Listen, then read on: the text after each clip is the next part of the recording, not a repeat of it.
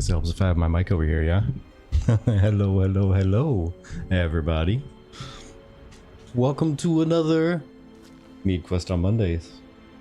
As per the usual, it's gonna be very chill, laid back. Who knows if Harry Potter becomes the main attraction or the background? Time will tell. Time will tell. We'll see where conversation goes and what the people want. I'm here to give the people what they want. But yeah, Drew. So I noticed that your Twitch profile says that you were born in the 1900s, which, by the way, does definitely sound and feel like the past. Saying it like that makes it feel like the far past. But saying that you were born in the 20th century kind of feels like the future, doesn't it, when you say it that way? Born in the 20th century.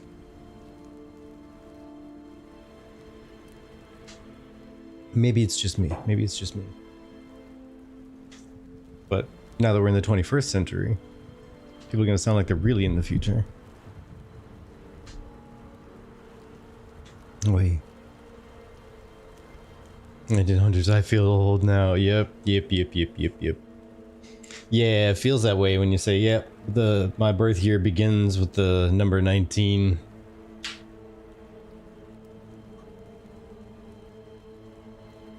So you were playing a League of Legends game a year or two ago, and someone on my team was shit talking and goes, I bet you were born in the 1900s. That's got me way deeper than I expected. Nice. Hey, always embrace it, because if you insult yourself and you can laugh about it, nobody can hurt you. Your armor is impenetrable. That's how I see it anyway. I've always been happy that my family always taunts each other and is so sarcastic, because it kind of toughened me up for the world out there. Keyboards. It's only because you're old that you think 20th century seems like the future. I mean, there is that too. That is definitely an opinion. I will not say if I agree or disagree, but you know, it's an opinion. Can't hurt me if I've already hurt myself emotionally. Oh man, Nirvana days are coming back. Nirvana days are coming back.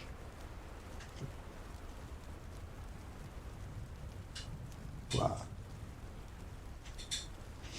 Oh lordy.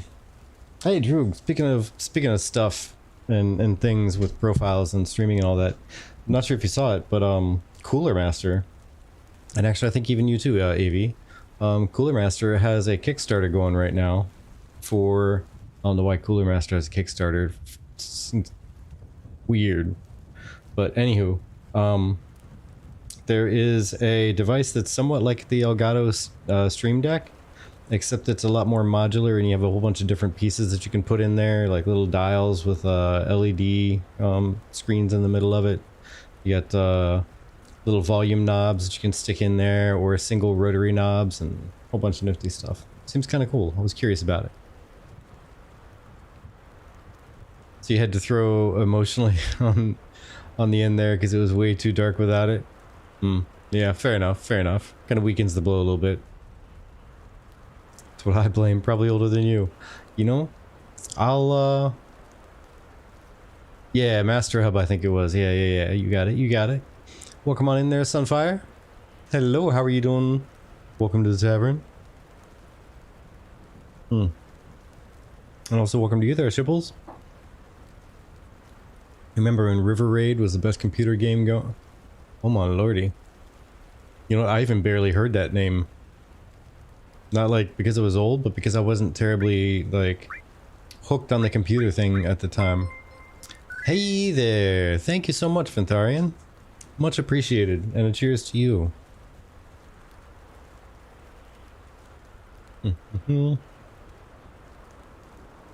But my dad planted the computer bug a long time ago. I was just a wee lad of I think I was like a 12 maybe. He started taking me to PC conventions. Legitimate, like that was the place you had to go if you were going to build a computer yourself. You had to go to these conventions to buy all the parts and piece them together, and they sold hard drives and RAM and all this and that. I still remember buying him. I thought it was real quirky at the time.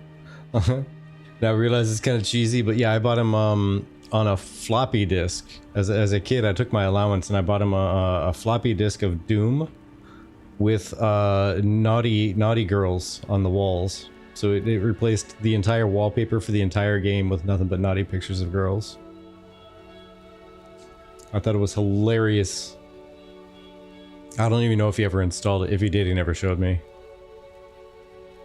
Where you vex at? Right here. And right here. We got one there, one there, one there.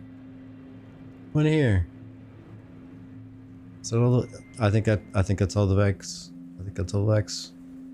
Nope, I got one more. Pow. Here we are.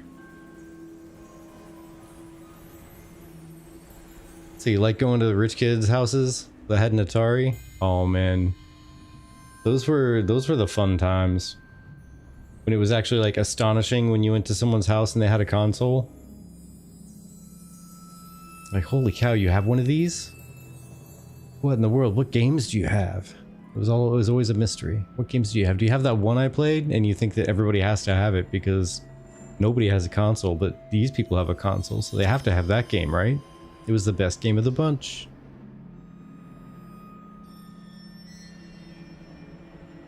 You mean the save icon?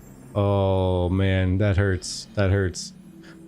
That's right. I saw a video at one point where there was a tape deck in a car, and somebody really either they were really good at acting or they legitimately thought that was a cell phone holder because they stuffed their cell phone in it directly, almost like without thinking. I mean, it was their car. And I guess they just didn't know what a cassette tape was or what the rest of the knobs did or what it was supposed to do. But that's just how they were using it for the longest time. ColecoVision was for the rich. That and the, oh man, what was it? The Lynx, I think it was? The, something 64, not Commodore. But there was something else. There was, yeah, the, man, see, now I gotta Google it. Google. Tell me what I'm forgetting. I just remember it being stupid expensive because you could buy a Nintendo for like $100 or $200 in a store, but then there was one that was like $75. Or not 75, Jesus. Brain. It lost to zero. Like $700 to $750. Got a disc drive here from 3 houses away. Yeah, keyboard. Those things were noisy. Let's see, 64 bits operated. Game system. Same time as Nintendo.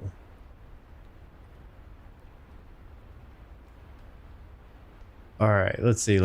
I have officially Googled it, and we shall see if I find a list. Show me the list.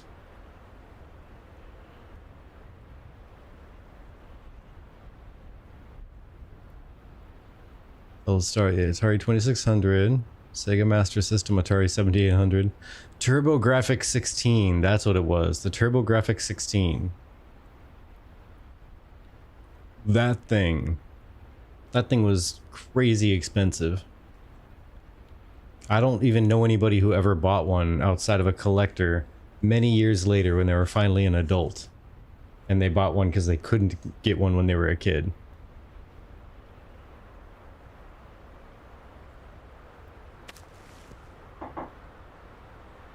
Yeah, see, everybody forgot about it because nobody had one.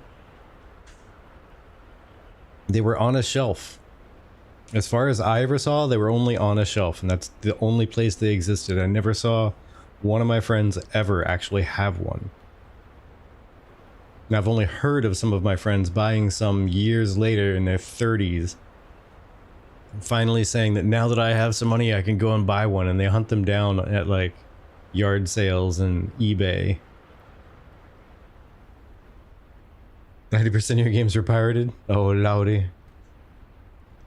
Sailing the seas here.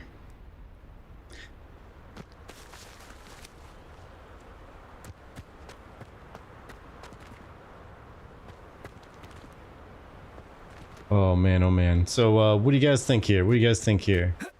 Shall I be doing more running around in Hogwarts doing silly stuff? Or are you feeling more Ashes talk? Because I'll be honest, once I start talking Ashes, I lose all concentration on playing the game. It's just gone. I can like shit talk with random stuff, but when we start talking Ashes, like the brain focuses. Talking Ashes in here, Chaffee. Welcome on in, friend. It's been a minute. I don't know, we might be. I mean, if not, I'll be changing up the... Ooh, kite. Let's go say hi to the kite. Kites. Plural.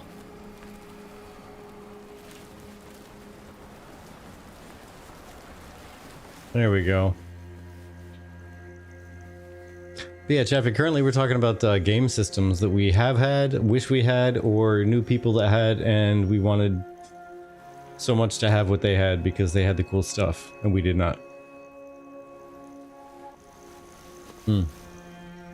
Drew says, watch out for them lawless territories. Dangerous place with pirates around. Absolutely. So, what do you think about those? Actually, Drew, like, what's your actual thoughts on the lawless areas? Do you think that they're going to be good to have, bad to have, and the reasons for it? Why would you run around when you can fly? Exactly, Oracle, exactly. Have broom, will fly. And keyboard says Amiga 500 and the game gods is why I performed so badly in my final year of high school. Did he just wave at me? Hey, you can relax, friend. You are floating in the sky around kites and a beautiful day. You can relax. Yeah, with me it was skateboarding and partying. That was actually like the last couple years of high school is when I kind of dropped the video game thing for a quick minute, and then I picked it right back up like 2 years after high school.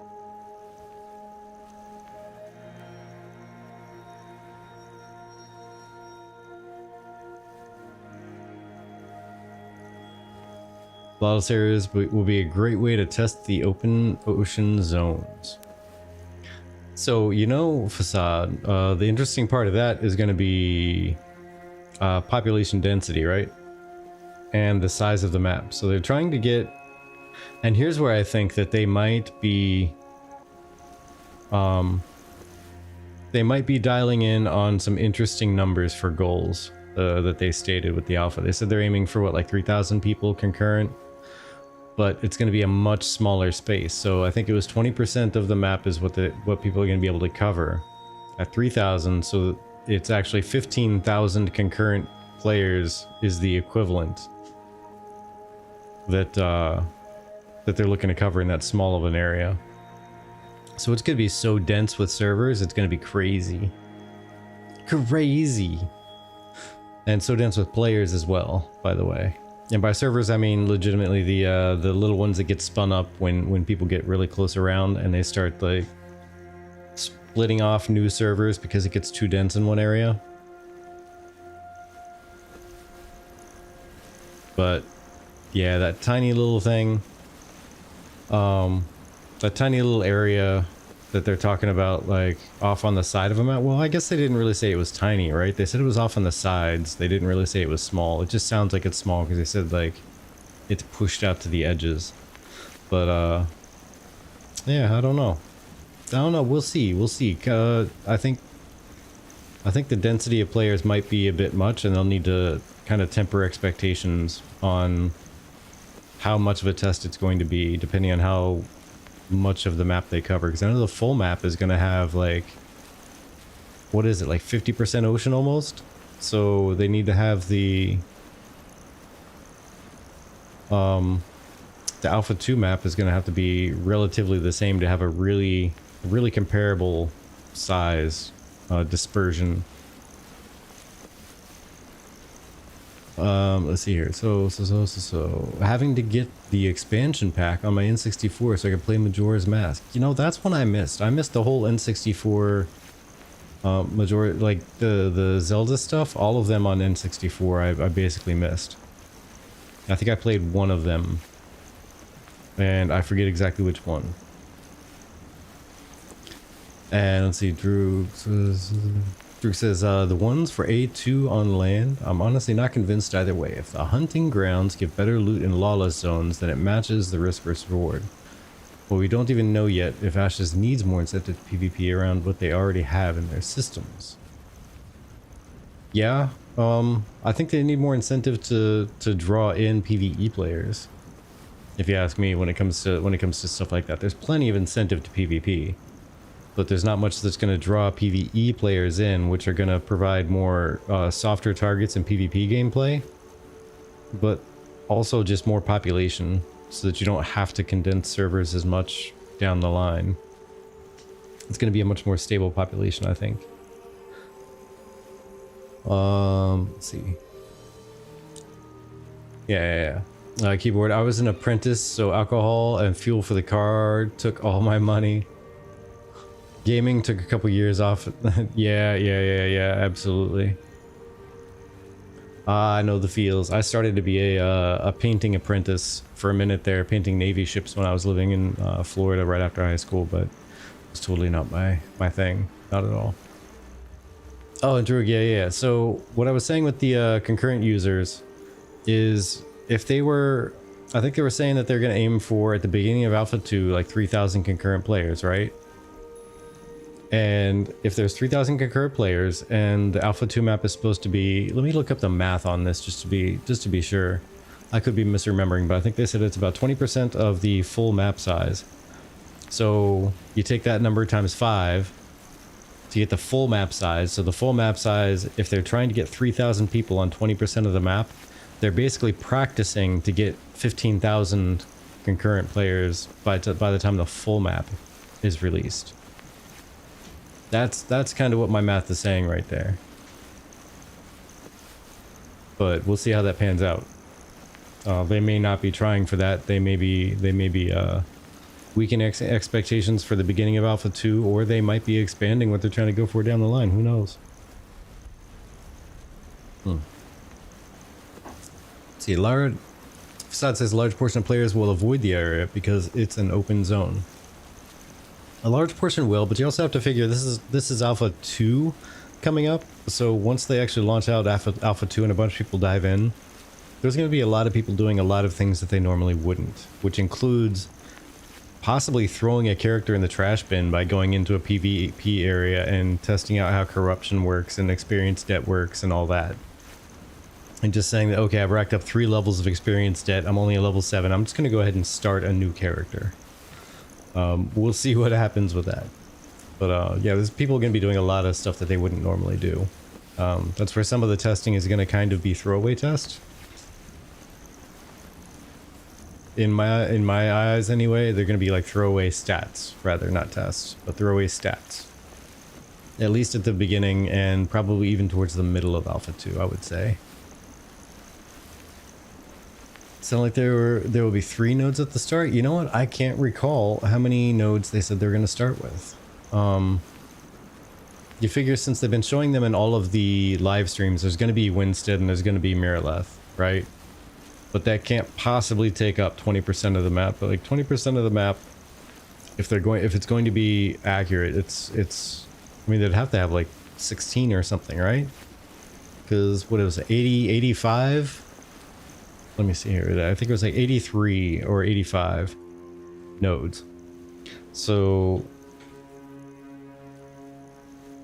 times 20, so it'd be like, it'd be like 16 nodes is what they should in theory have during the Alpha 2 testing. But that's if they actually do it directly proportional. And they have some areas that aren't really nodes, because there's going to be the fluff areas that, by my interpretation, means that they're not going to be active nodes. They're just going to be wilderness the entire time. And there's going to be the quote-unquote, like the starting areas, which we're going to have one of those in Alpha 2, of course. There's going to be a starting area, right? So that's not going to be a real active node. So that wouldn't count, but it would still be landmass. So in theory, it's gonna be a lot of space. It's gonna be a lot of space. right, let's see here. Keyboard says I like lawless areas. There should be areas you are just on edge going to them. Oh yeah, just on edge when going to them. Okay, okay, I gotcha. 5 nodes in the Riverlands. Okay, so it's less. It's actually node size anyway. That's actually less than 20% of the map. Thought it was going to be something like that. Let me actually look that up now. Now that I'm actually thinking about it here. Ashes of Creation Wiki. A2. Because for some reason 20% was sticking in my head. A2 area.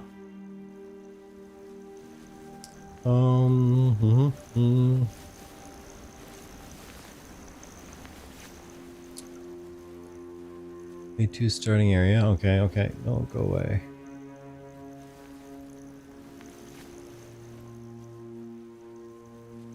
Oh, close, close. Okay, thank you.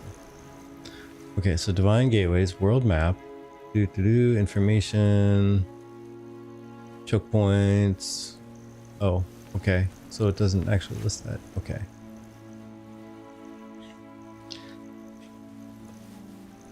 Size of A2 map.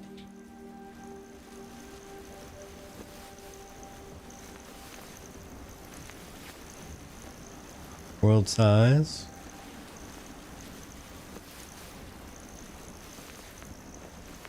Let's see. Oh, okay, so I'm getting some questions here. I'll check those out and I'll go back to looking up the map size here. Let's see, AV is going to try a bunch of different characters.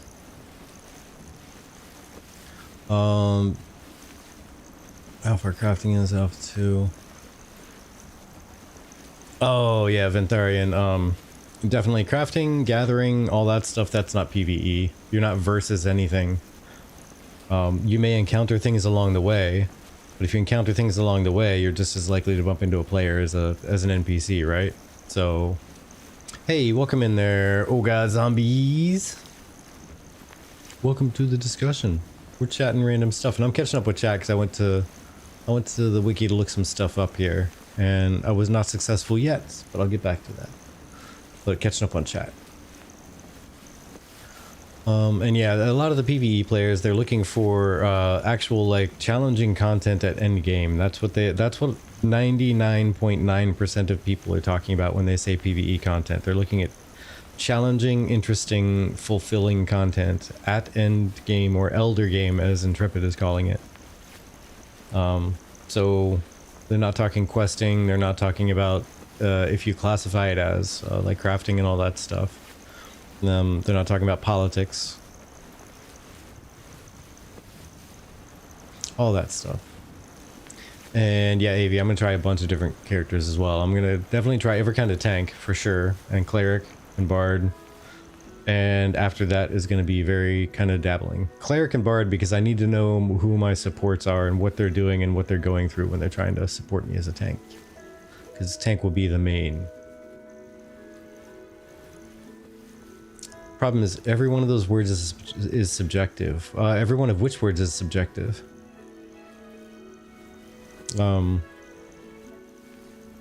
PvP, PvE, PvX, those words, or elder game, or end game, etc., etc. Like everything I said. Let's see. List what PvEs are searching for.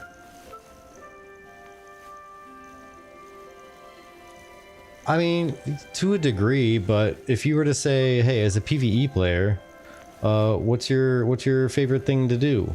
And it's not so much subjective as much as like undefined.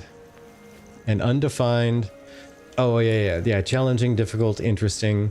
And yeah, that's exactly it too. And here's part of the problem. There's not going to be as much of a variety of it existing to have a good rainbow of challenge and difficulty and interest. They're going to have to kind of focus on a few things and it's going to be, instead of a range of 1 to 10, it's going to be a range of, you know, 1 to 3, and it's going to vary greatly between the three. Or it's going to be a range of 1 to 10, but it's going to be a 1 to 4, 6, 7, 9, 10, and they're just going to be skipping numbers in the middle completely. So it won't really be like a true variety of challenge and interest and difficulty. So that's gonna be the fun part. But there is a great big old wide array of PvP, just saying. But we won't get into that too much. So keyboard says, everywhere, I hate typing. Maybe you have a range you set it at, and voice filters so you don't have to listen to other people's crap music. Oh, you're talking about doing voice chat. Voice chat, gotcha. Yeah, I can dig voice chat as long as people can opt out of it by default, and then they can join it when they want to. Like if they end up running around with a specific party, then they want to do voice chat. That would be nifty. Because then you don't have to join people's discords and all that stuff. Let's see, Ventharian, Jesus Christmas. Says Droog plays. They need gear. Power is the most effective incentive in every MMO, even over fun. I would vastly disagree, Ventharian. Nobody goes, hey, you know what? That game has some really powerful gear. I'm gonna play that game. Well, okay, cool. What's the game about? I don't even know. It just has really strong gear. Nobody ever has said that. Nobody ever in the history of any MMO that I've ever heard of in my life. If you can find somebody who's saying that non-ironically, I will award you $100 gift certificate right meow. If they say the only reason they're playing an MMO is because it has really powerful gear. And no other reason whatsoever. Like the only reason I play that is because I can go on a raid and I can get really strong gear. But you will hear them say that they enjoy the game and they also enjoy part of that gameplay loop being powerful gear. That's a different story. That's a different story. If they enjoy the game, which infers fun, and part of the fun is that core gameplay loop of getting better gear, that's a whole different story. But the first qualification is they were having fun in the game. They enjoy the game, they like the game, they like the IP, they like the company, they like something. There's something that is better than just that gameplay loop of there's just strong gear.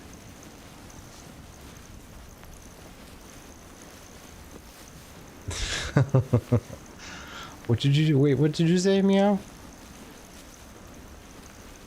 But I see what you're saying. Like the gear thing does drive people to play, but they aren't going to continue to play if it's not fun, if it's not engaging, if it's not fulfilling.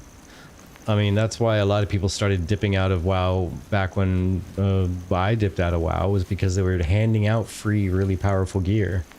And then it was one of those like, well, there's no sense of accomplishment, there's no sense of fun, there's no sense of doing something that felt like I earned things. It was just you go and hey, everybody gets to wear 3 legendaries. Wait, how are we gonna find 3 legendaries? Oh, we're gonna shovel them at you. All you need to do is go and you need to fight these world events. Look on your map, it even tells you where to go and when to be there. There's a timer too on the map that tells you when to be there. And you showed up and you fought the thing and you got a legendary and you equipped it, and then suddenly you're like, well, I have too many legendaries. How do I wear them all? Oh, you can't. You can only wear 3. Okay, well, why only wear 3? And that's what got people to kind of tap out, because it was powerful gear. Yeah, it was great gear, but there was no fun in it. It was lather, rinse, repeat, easy content, easy gear drops, until you got the exact perfect one that you wanted, which didn't take too long, because there weren't like variable stats or anything like that. It was just you got the one and that's what you got. Yay. That's it. That's the same one your neighbor has. Like the name, the gem slot, the exact to the decimal point stats and everything. And that's where it lost a bunch of people. But you know what kept people playing? Fun.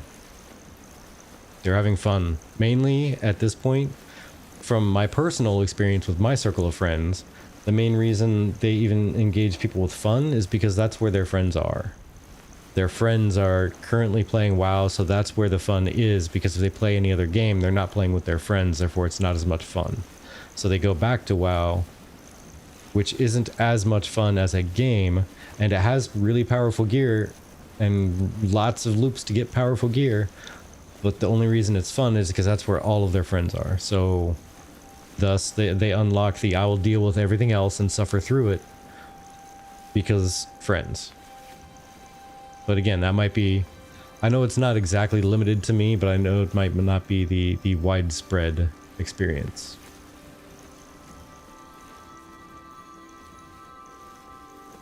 But okay, so off of that, the gear thing there, but yeah, strong gear is good.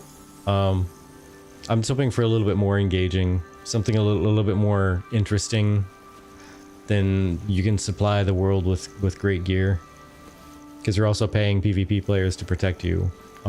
If you are a PvE player interested in PvE and you want to make that your sole profession, right? Because you can make PvP your sole profession to make. And you don't have to pay anybody else for it. You just show up and say, I will fight. And you're hired. If you make PvE your sole profession, you have to pay other people in order to do that sole profession, right? Like, you're not just paying for this and that and the other. You're paying for all the same things PvP players are paying for, except you're also paying them.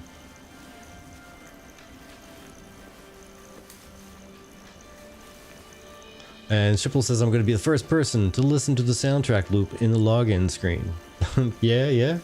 Hey, world first. Everything can be a world first. You know, Facade, that's a really good question. I don't know if they've addressed that with the Lawless Zone. And I know these questions are like forever old, but I yapped for a really long time, and I'm sorry. I'm sorry. But I'm kind of catching up there.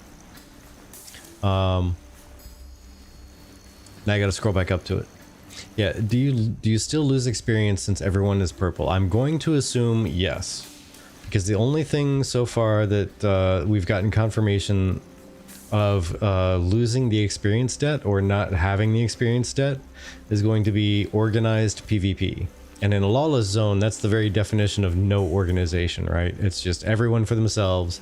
Go out, slay people, do what you want. And I don't think that they would put... or they would remove experience debt in an area like that. I think they would probably keep it. So it's gonna be ultra high risk, high reward, because anybody can just up and kill you without any penalties. And then it's also all this other same risk of losing your stuff that you would have in the normal area.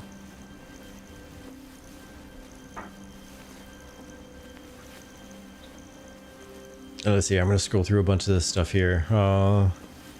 Do you think a long alpha will diminish the hype at all? Yes, Sunfire, absolutely, but it'll be a roller coaster. It's gonna spike up every time there's new content added into the alpha, and it's gonna drop after the hype for that ends.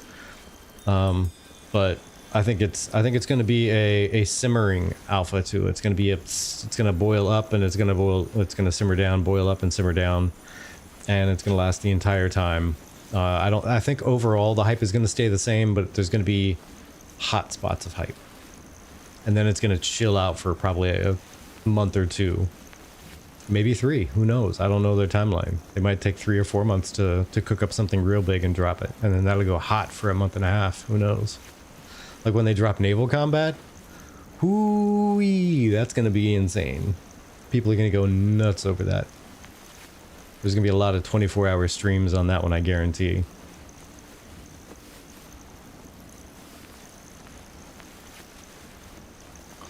Let's see, shires, counties. How much phase 2 features do you think will go live on December 20th?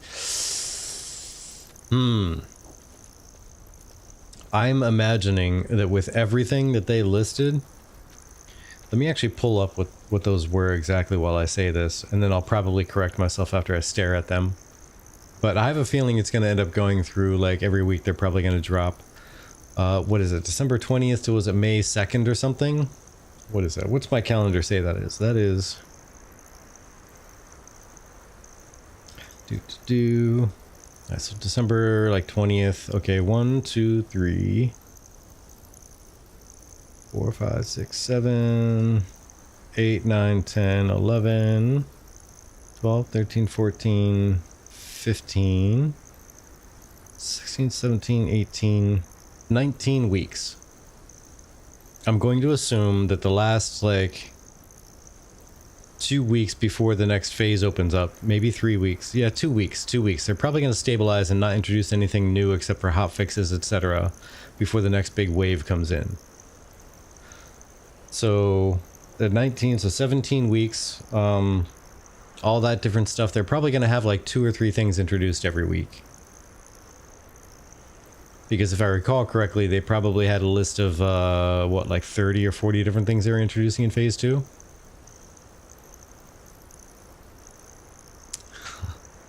I will allow myself to be corrected if I'm wrong. But that's what I recall. Let me see. No, it's not in that folder. It's in this folder. And then it's in that folder. And then this one?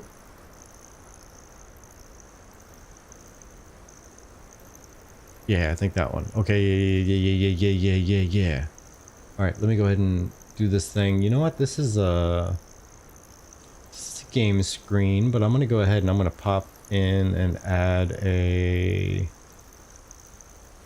one of these.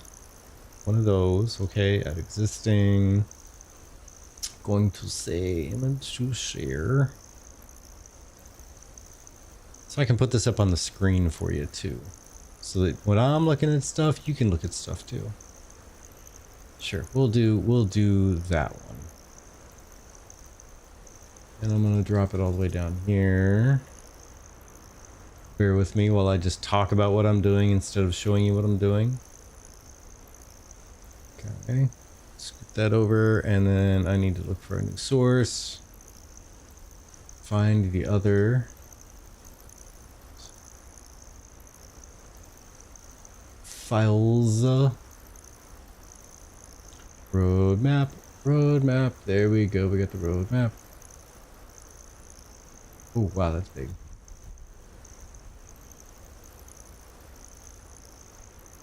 Okay.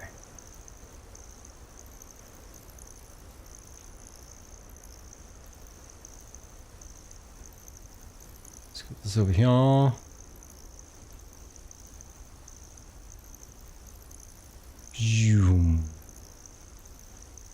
So there's phase 1.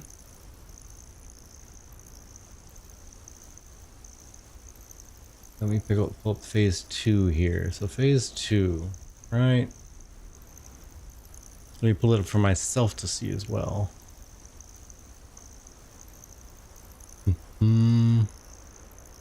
Alright, so we're looking at... So Sand Squall Desert expanded, Vandegar Tropics expanded. So if they're making them bigger, then yeah, I guess that means they're probably going to start off kind of small, kind of like what I was thinking earlier.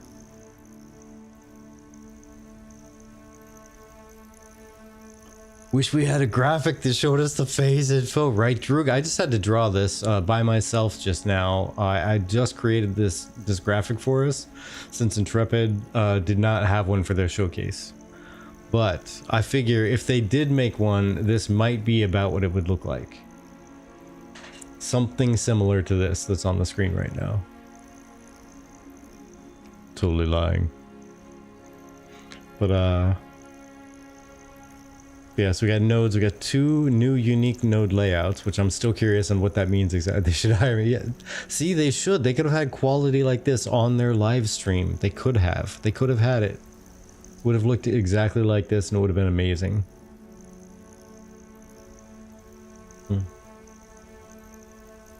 Yeah, I'm curious if it's going to be unique node layouts.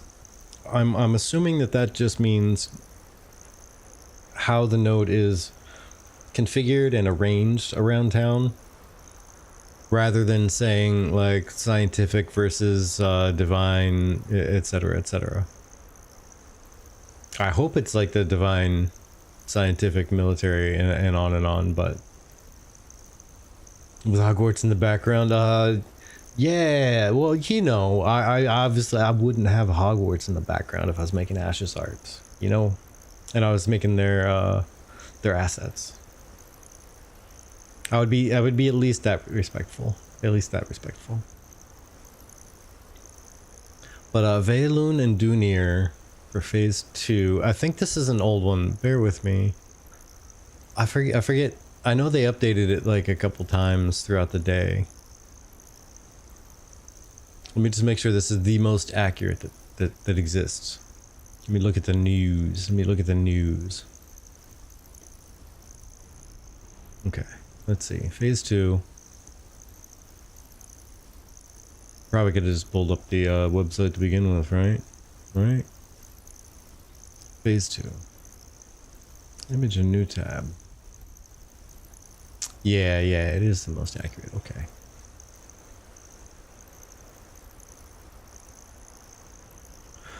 So yeah, we got 20 abilities, 10 passives with the 1+1 archetype with the rogue.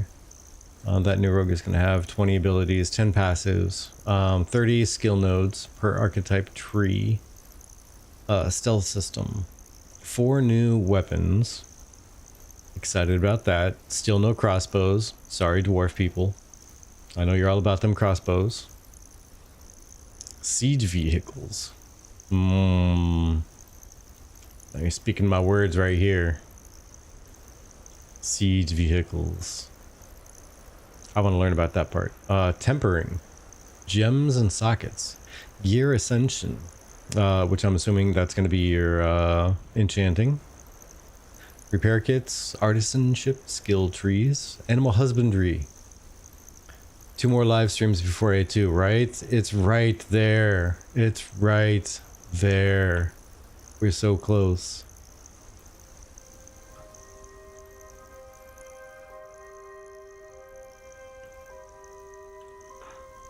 Oh, keyboard won't be doing the alpha.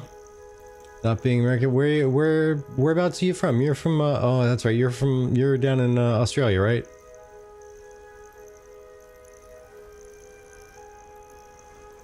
Did they say they were only picking American and European players, or were they going to pick from all of the Alpha 2 folks? If you're in there, you should be able to at least connect to those. You'll just have, I mean, granted, you're going to have higher ping.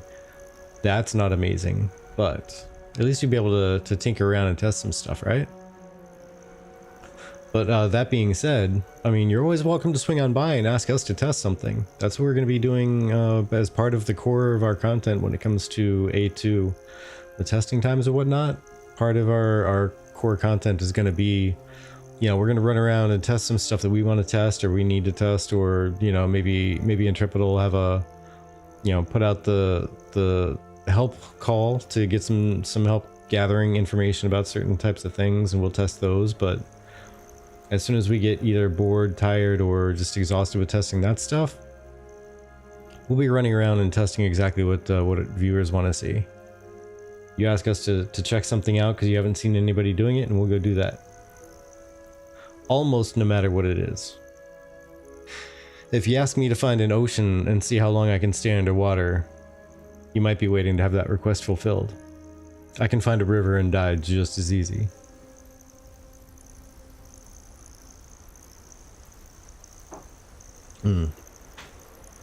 Which race jumps the highest? I mean, are you talking about before, during, or after the dwarf flip motion? Because in the middle of it, they might be raising their feet up just high enough to clear above where everybody else jumps straight up. They might. We'll have to see.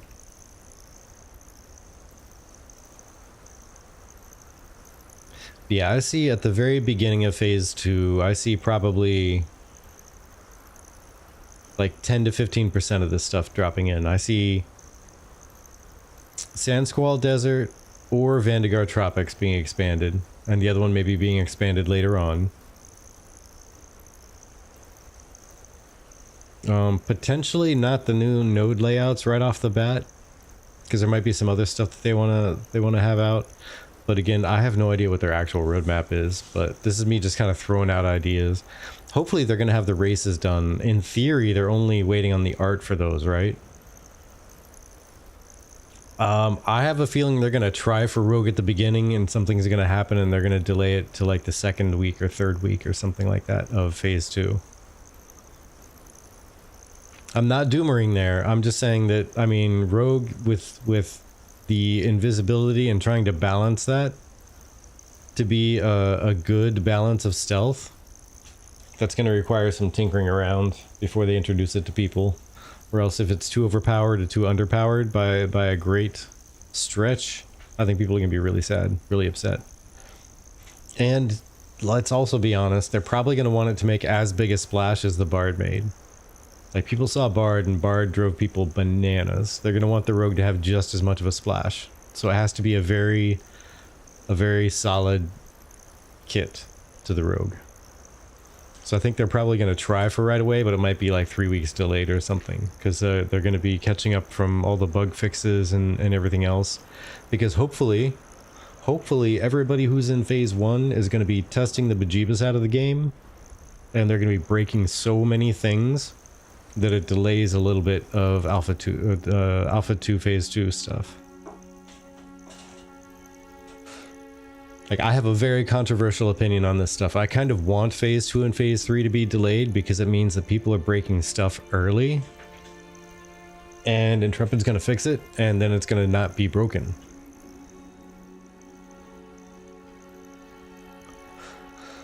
So let's see, you want 3 phases of jump test? Alright. We get 3 phases. It's gonna be all of one race together.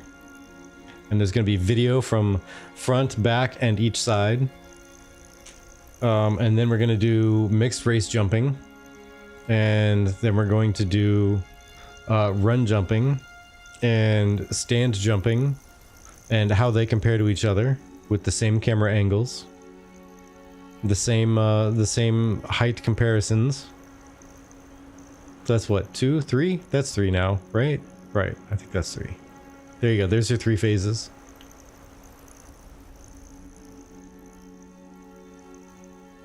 And Facade says, I believe everyone with A2 can play on any server, but I'm in the same position needing an Oceanic. But we'll have to play on an NA server during Alpha 2.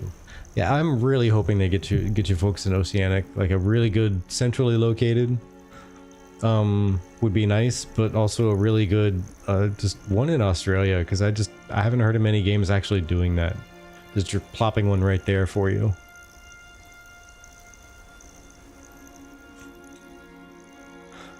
Let's see. Are you testing how far the feet leave the ground or the head? Both metrics are values, so let's do both. Oh man, so dwarves are going to have the highest variability there, right? If we're talking about like height from the ground. Because they're going to do a jump flip. And you're going to have like 17 numbers depending on which point in the flip you're looking at. Andrew says, last thing you really need to see on the Bard before you're sold is how they're going to make different instruments meaningful. Right? Like in the thing, he was using the little flute thing. And when you hit that one skill, you literally heard the wind flowing through the flute with the frrrr as he swung and smacked the guy backwards.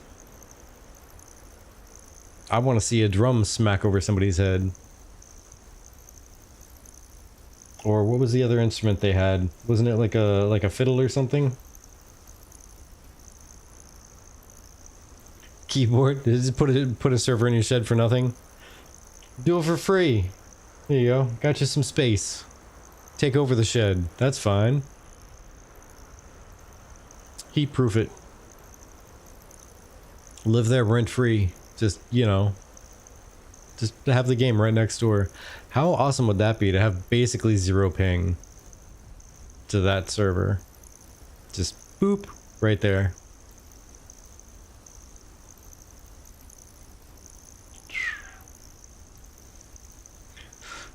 Boy. So, yeah, how does character creation affect jump height? Oh, actually, that would be interesting. If, character height, weight, etc. that you choose in the character creator, if that's going to impact how well, how high, or how far you can jump.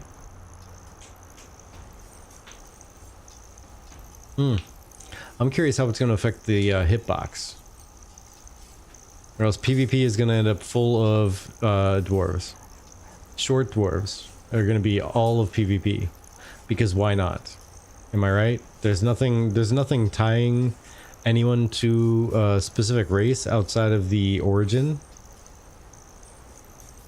And the potentially just the racial quest, and that's it. That's the only thing that's different. So there's no reason to not choose dwarf for PvP.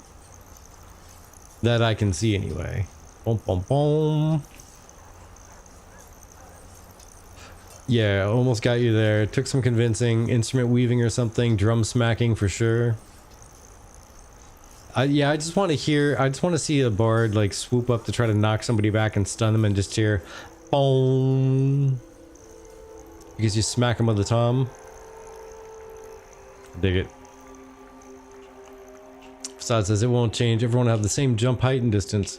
I have a feeling you're probably right there, Facade, to be honest. But, you know. Still stuff to be curious about and want to test just to make sure. Double check it. Shipples is the new champion of the hill using the giant match. Hoo-ha. Well, yes and no. Crackers, yes and no. See, it does not matter if you're using tab target, if you're using a tab target single target skill. If you are somebody who is using a the action cam, hitbox will matter. If you are somebody who's using an AoE to attack, hitbox will matter. If you're somebody who's using an AoE heal, hitbox will matter. That's where it's going to be interesting.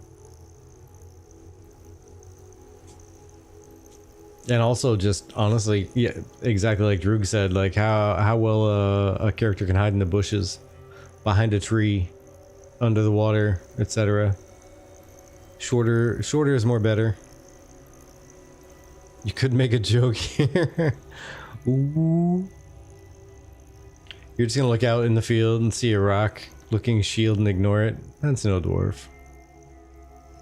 It couldn't be. It couldn't be.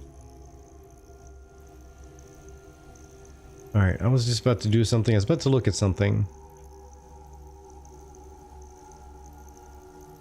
No.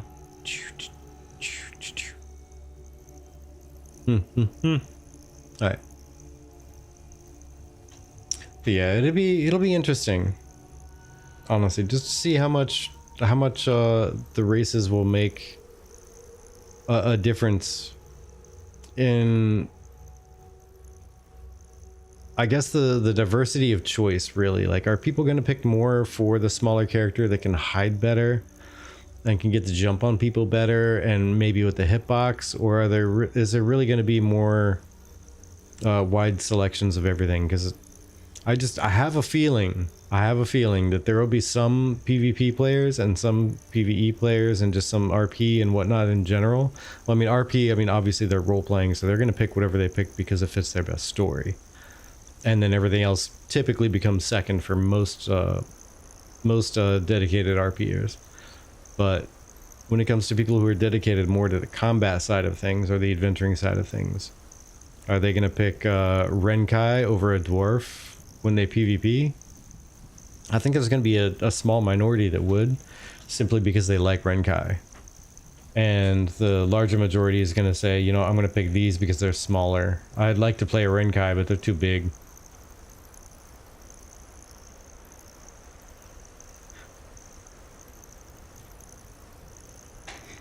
Though I will be honest, when it came to the Node Wars testing that we did, I really enjoyed the action combat as a tank. And I think I even said this at the time. I really enjoyed it as a tank, but I could see it being really, really tough to play as a ranged of almost any kind.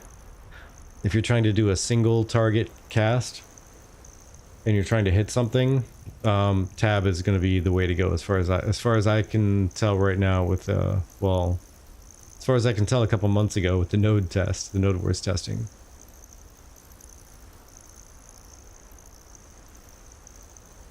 Yeah, Oracle the White. I lucked out. Phase 1 has my ideal archetype and my race all in one. Vec tank.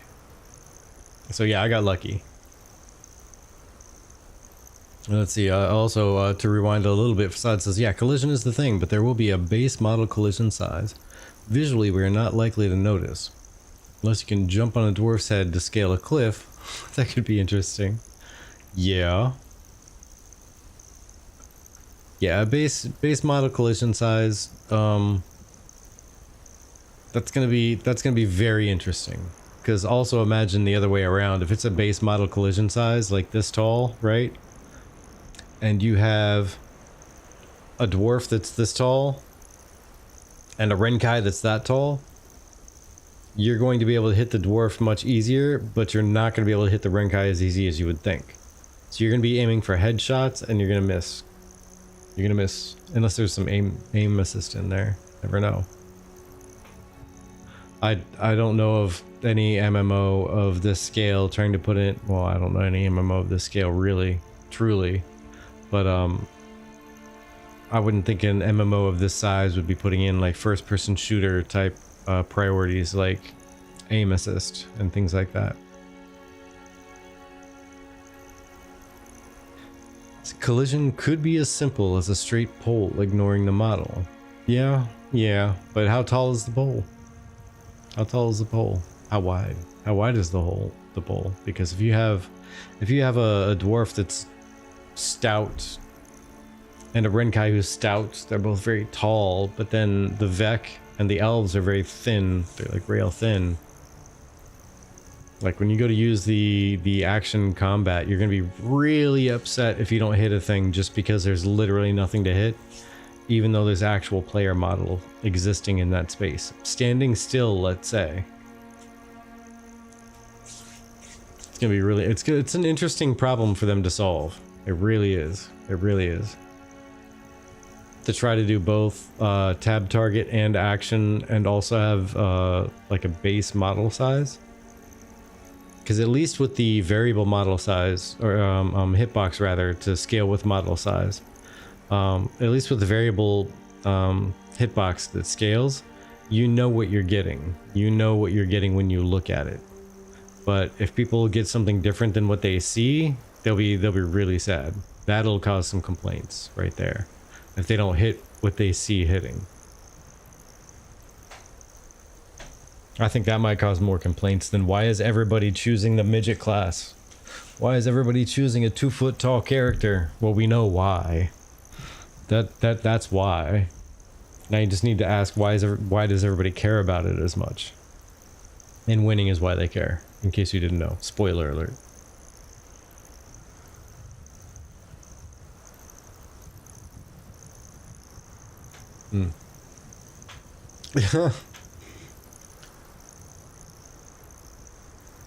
It's gonna be the best thing since sliced bread, says Crackers, and then Drew says, and I hate sliced bread, so yeah. So it's gonna, what's your next favorite thing that came out before sliced bread then, Drew? So that we can compare with what you know and love. Sliced meat? Sliced cheese? I think the slicing of everything into neat little orderly stacks was probably invented all around the same time. I imagine. But let's see. So with action combat, says Drew. Bow, for example, you can just fire a shot without soft targeting an enemy, right? Yes and no, Drew. In the Node Wars, when you're okay, so let me give you some education. Maybe this is more than somebody has gone into before since the Node Wars, but when it came to the Node Wars, right? Let's say that I've got to have some kind of little action figure or something around here somewhere. I'm gonna be really sad if I don't. No, I don't have one in here at all. Holy mackerel. I mean, I do, but it's in a box on the other side of the room. But okay, so let's say that this is your character, right? This is the thing you're trying to aim at. It's all the way back here. Your crosshairs could be like right here, little circle in the middle. And once it gets like right about here from the headshot right here, it'll get really close to them. But when it gets close to the character, your soft lock locks onto them already. Yeah, crosshair, reticle, the circle dot, whatever you want to call it. But thank you for the word there. But yeah, when you have your little circly dot, your reticle, your crosshairs, all of the above. When it gets close to the character, before being actually even on top of it, it's already like soft locked. Unless you mean, wait. Maybe I'm getting my term mixed up. Unless you mean about, Steven was saying you'd be able to, like soft lock it, like hit a button and it would stay there as a soft lock.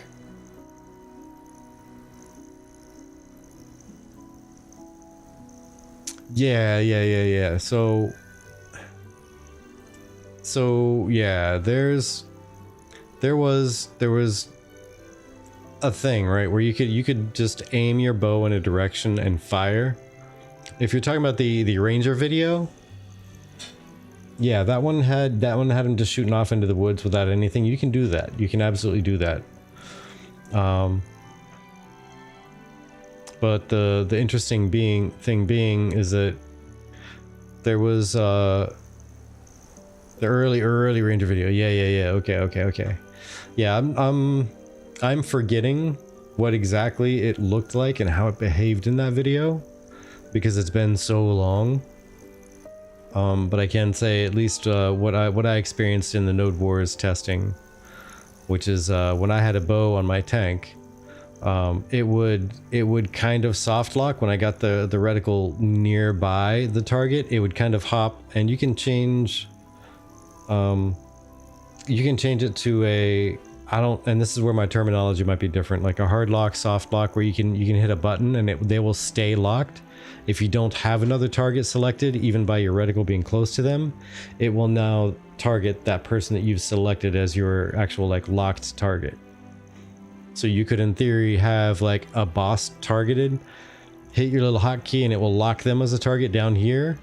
And now whenever you move your reticle, this target down here is going to stay the same, but another health bar is going to change up here, no matter whatever you're actually hovered over. So you could always shoot a shot back to this guy by just removing your target, and you're good. Really good for healers, I would imagine. Which then again, to be honest, I don't know why you would want to do the action cam as a healer, because can you draw that again, please? Absolutely not. It's a one-time thing. It's a one-time performance. But yeah, like the healing thing I think is going to be a tab for sure. It's got to be a tab. I don't see action working well for that at all, the way it's set up. That being said, I haven't played a healer yet. I haven't played a ranger. I haven't played a mage. So I haven't had time to practice and see if I really would enjoy one or the other. I don't know their mix of AoE versus single target. But yeah, AoE melee, that's the ticket. Action cam is amazing. As long as I can keep swinging my sword, hitting stuff in front of me, I can dash towards whatever my target is in front of me, and the first thing I hit, I tackle. Cool. That's all I need. Tank, action cam all the way. It's gonna be tricky with taunting. Taunting might get tricky because I'll need to switch from action to tab to select a specific thing in a crowd to taunt. But you know, I can cross that bridge when I get to it and weave in the changes to tab target. It's gonna be very interesting though. It's gonna be very interesting. Grumpy. Welcome on in. Thank you for the Dorito. You reminded me how hungry I am for just snacky things. I want a snacky thing. But I have none. Wait. I have cherries in my drink. I have cherries in my drink. That'll work. For now.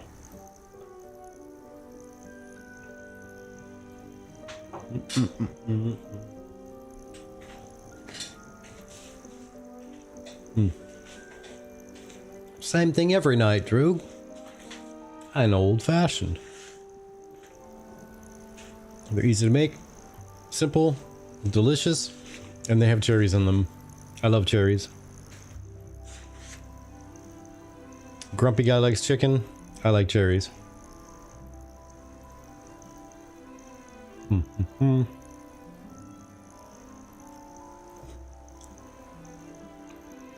So if you asked for a class to play that's close enough to Summoner while I wait, what class would you recommend?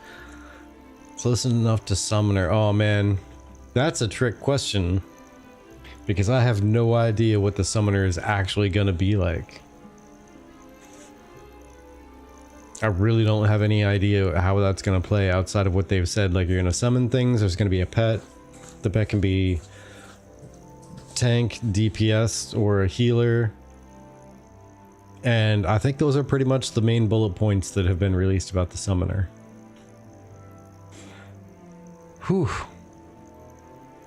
I mean, I guess just because the theme, I would say maybe mage. Maybe mage, but yeah, I would keep switching around Oracle.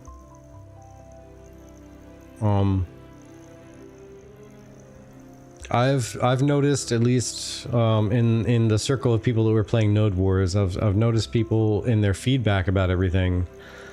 People seem to have gained more satisfaction with what they were experiencing by playing more classes, or more archetypes rather, than just focusing on one. And I focused on one just because I wanted to test everything I could with a tank. But they hopped around to a couple different classes, or archetypes. I keep saying classes. But archetypes.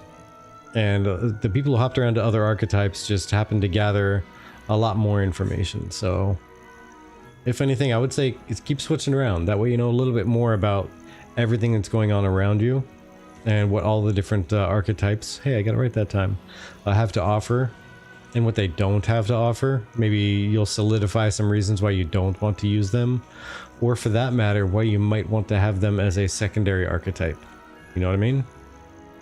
Because you'll start to get a feel for how say a hunter works, and you'll say that you know that when you play a summoner, you'd really like to incorporate this type of thing from the ranger. So you get your summoner and ranger, and you combine them together. Oof. And there you go, you have your pick. But at the same time, you might realize that you'd like nothing about the ranger. So you never want to touch it again in your life. You had barbecue chicken tonight, Grumpy? I had some barbecue chicken earlier too. We're chicken pals. We're chicken pals. I love it. Mezcal old fashioned. Oh yeah. If you haven't tried it, order the Johnny Silverhands somewhere. If they don't know how to make it, then look it up. It's actually pretty good. I was actually impressed. What other ways you can receive a key? Hooks. The best way is probably, I mean, well, the easiest way is just to buy one. Let's be honest. The next best way is, yeah, to wait for that 24-hour stream that they do. They do a charity stream every year, and there's yet to be a year where they haven't given away some kind of a key or some kind of like mass board game thing. And since it is the alpha time of year, or alpha time of their roadmap in general, I would almost bet money that they would add some Alpha 2 keys into the mix this time around. It's usually the first weekend of November, but don't quote me on that being the exact date it's going to be. But it's usually like the first weekend of November, like on a Saturday. I don't know if they ever change it. I honestly can't remember what they have all been, but the last 2 or 3, I think, have been like the first or second week. So sign up on their website. Signing up on the website will mean that if you were to win one during their charity stream, you would immediately be able to go and give them the email to a valid account that you have going already. Because if you win one during one of their giveaways, they need to almost instantly like give you access, but they need you to provide the email of an account that is to receive the key. So you need to be quick with it. So having the account ready to go is a good thing. Outside of that, there's not really any other ways that are announced to get keys. There's some speculation that when they do announce the content creator program, official content creators that get added on like the first wave and maybe more will end up getting alpha keys to give away, or beta keys for that matter, some kind of a key to give away. There's some speculation and some kind of supporting statements from Maggie, but there's nothing really in stone about anything. It could be one key, it could be 100,000 keys, who knows, who knows. There's literally no stated number or frequency or date or time or anything, so it's not to be counted on in any way, shape, or form. Purely speculation.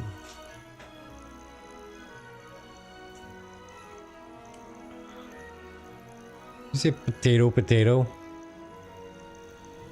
Oh wait, potato, potato. I got you, Drew. I see what you're saying. I get you.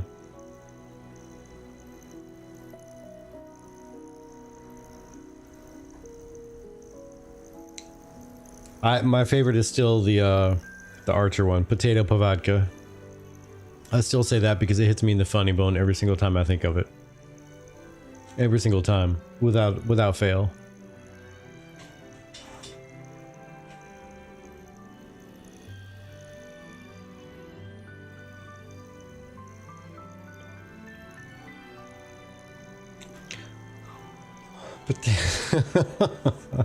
You always say potato, potato because you're a dumb dad. Nice, nice. Have you ever taken an arrow to the knee? Oh, I took an arrow to the knee once. That was before I took an arrow to the knee. Used to be an adventurer like you. Oh, Loudy, Loudy. So, you know, that's right. I was looking up the world size because we were having a conversation about that. And then we got totally sideswerved because I was trying to catch up on chat like a slacker.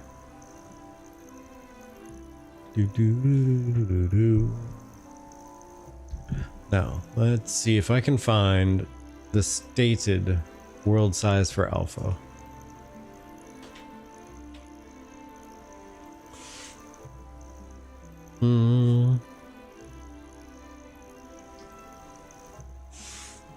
Actually, there's an Oblivion fan mod coming out called Sky Oblivion that updates Oblivion to more Skyrim level graphics. Really?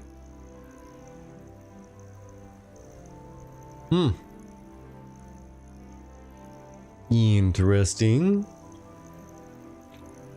Was just taking the old game and updating it. Yeah, I saw somebody do that with what'd they do it with, like Ocarina of Time. They updated it to like 2022 graphics and it looked like a whole different game. It looked so crazy. It was really weird looking at it.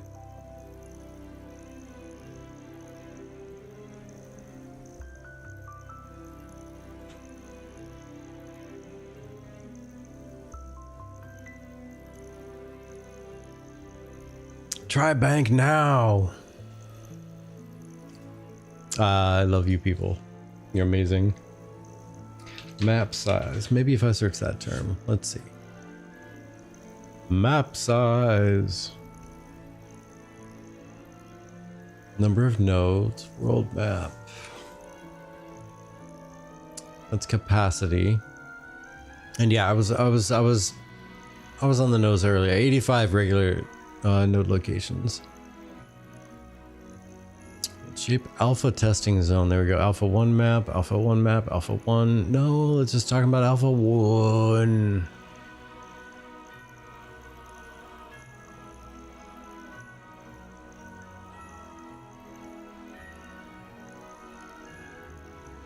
Okay. Alpha 1, alpha 1. Let me look it up again here. I don't know, Wizzy. What are you doing tonight? Are you finishing setting up your streaming stuff so you can start gaming with peoples?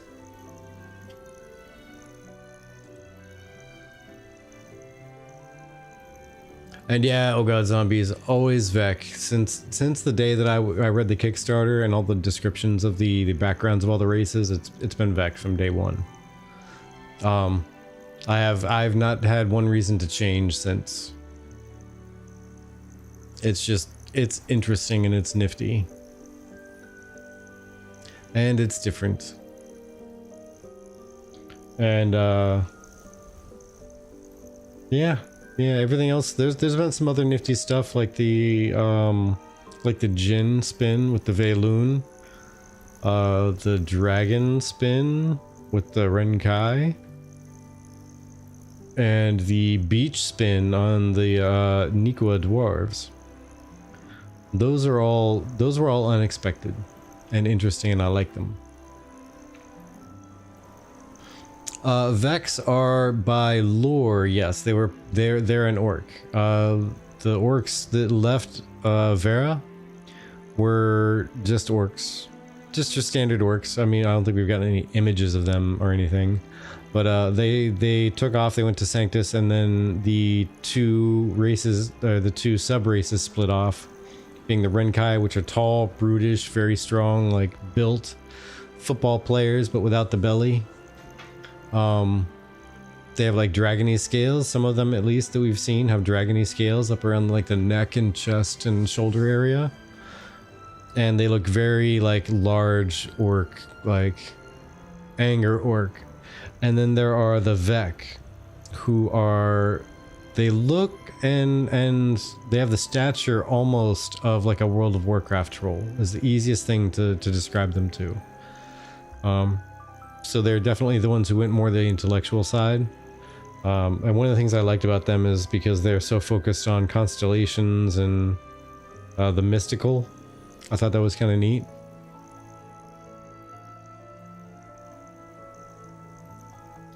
So I kind of got stuck on them from day one and said I have to find out what this is all about.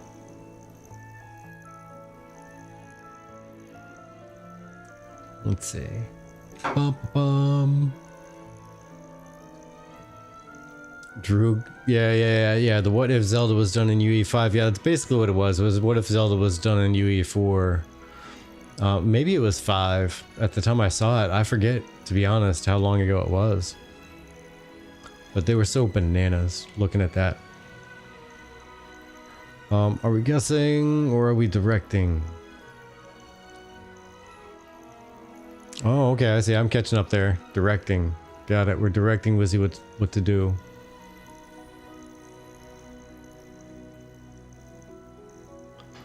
Because it's supposed to be, okay, plan to get your computer room all set up. Instead, you spent the weekend at a hotel because there was a natural gas leak in your yard. Oh, Wizzy, no. That sucks. I can say at one point we had a gas leak in our apartment.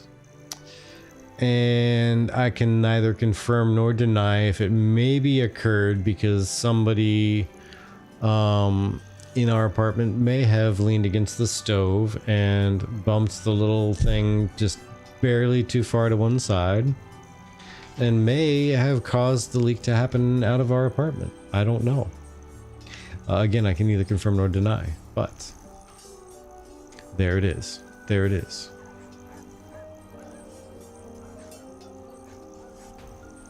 Okay, so no need to flex. All. Excited to be in game. Yes, Iraj. We are like Iraj. We are. What are we at exactly? We are exactly 2 months away at this point. 2 months away. Or as I believe it was Oracle said earlier, we are 2 live streams away. 2 live streams away from Alpha 2.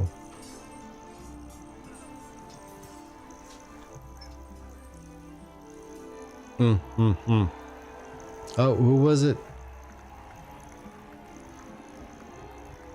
With a pan. Oracle the White with a pan. Good job, friend. Good job.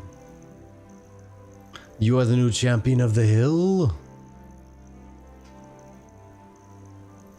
Then, of course, lots of gas leak jokes. There had to be those. I would be disappointed if there weren't.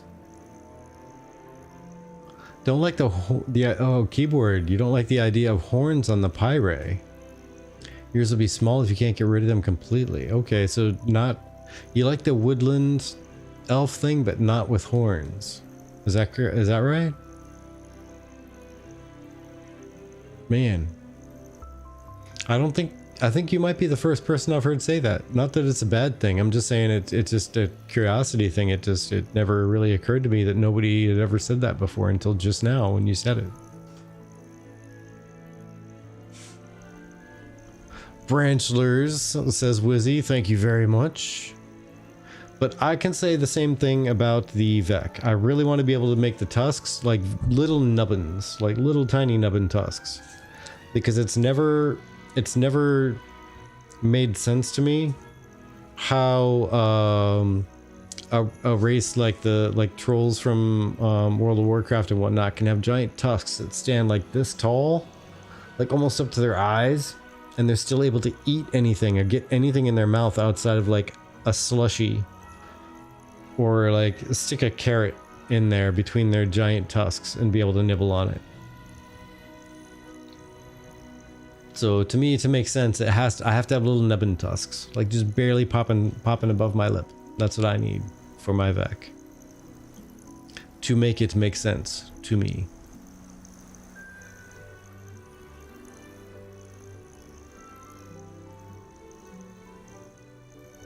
Okay, let's see here.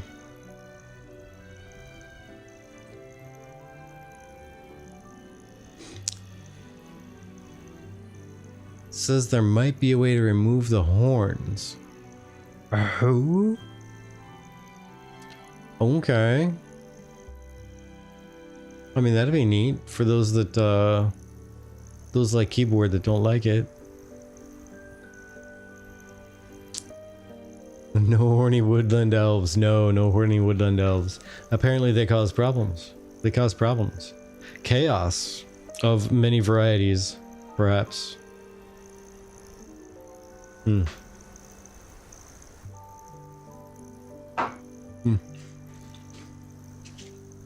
What node type will be first on the server?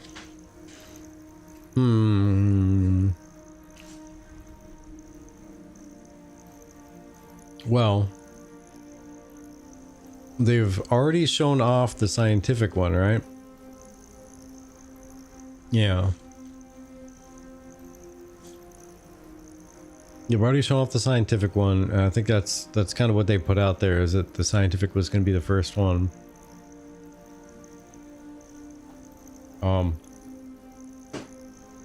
But hopefully, if anything, that will be one of the earlier things that they start rolling out. If they start making things like ahead of schedules, hopefully that will be one of the ahead of schedule items.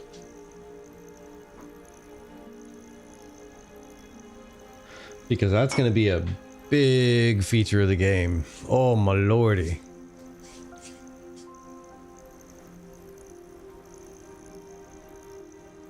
Yeah, I mean, I'll take a look here real quick. I'll see if I can find... I am apparently terrible at finding things quickly on the wiki today. So I still have yet to actually find the area size of the Alpha 2 map.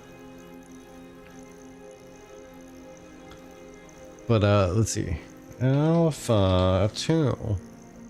Just gonna look that up and see if there's just an Alpha 2 thing. Yep, right there. Gotcha. Let me go check that out. Maybe it'll be listed in plain English right up front. We're gonna look at node.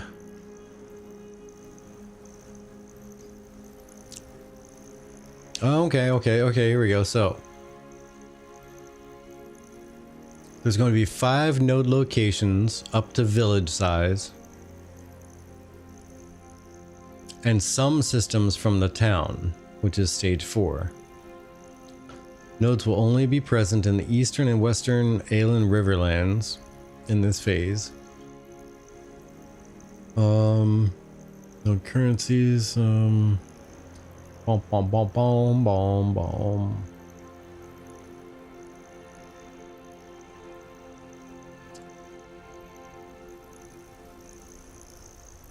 For a dark elf, but would take the woodland elves over the Empyrean two on themselves and always choose elves. Prefer to be a hippie than a fascist. Fair enough. Fair enough. Can't fault you for that for sure. Let me see if I can find the other information here. Okay, so yeah, the quote from Steven here was, we will likely be testing and reflecting different cultural aspects of the node type through commissions that are available through the different narrative types that are available. That will be military, divine, and economic, but when it comes to the government systems, that will be scientific to start. So there's going to be some narratives with commissions and such. Some different cultural aspects of the node will pop out for military, divine, and economic, but the government systems will all be scientific. So the answer is yes and no. Or all of the above when it comes to which type of node that we think are going to be in A2.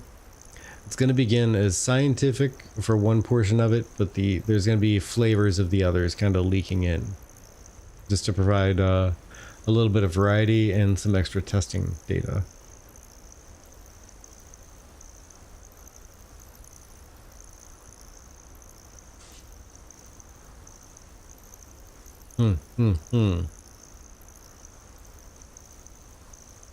A nice rainbow node.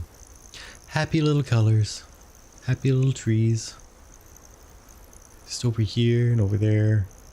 A little bit everywhere. So, okay, so now I'm going to do the math. Because I just found rough idea on how large the Alpha 2 map is supposed to be. Roughly 55 plus square kilometers. And the whole world is supposed to be 1200. So it sounds like we're going to be more around the 5% mark of map size.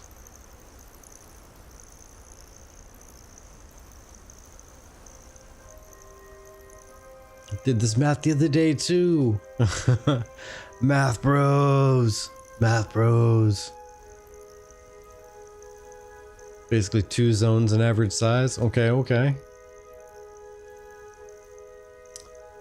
480 kilometer squared landmass. 18 biomes.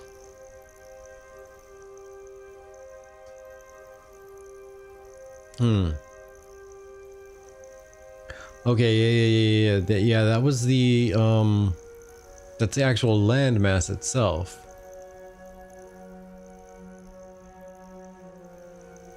18 biomes. That's bananas. I dig it. But at least to kind of factor in. Oh, okay, I can see that. I see what you're saying now. Okay, I see what you're saying.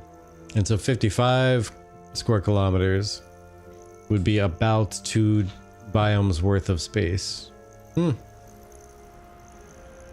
Interesting. But yeah, I was trying to tie that back into the conversation we were having earlier about population density per node and population density per square kilometer, etc. So if this is 5%, so now if anything, that speaks for even more density they're aiming for on the servers.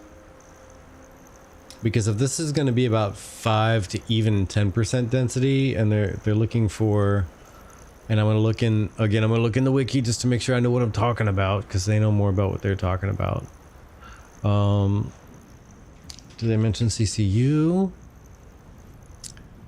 Yes. But that is in the word occur, which I don't care about. Okay, so they're gonna start with over 3K concurrent users per realm. And if they're trying to start with 3K concurrent users at 5% of the server size, in theory here, I mean, that could end up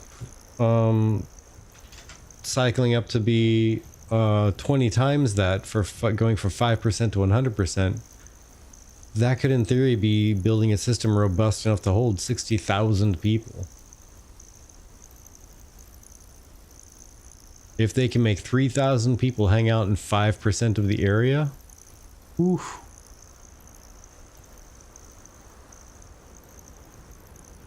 Be pretty insane. Could you imagine 60,000 players on a server at exactly one time and what that world chat would look like? That would be an insane world chat. 60K people, all dwarves. They're saving space. They're saving space.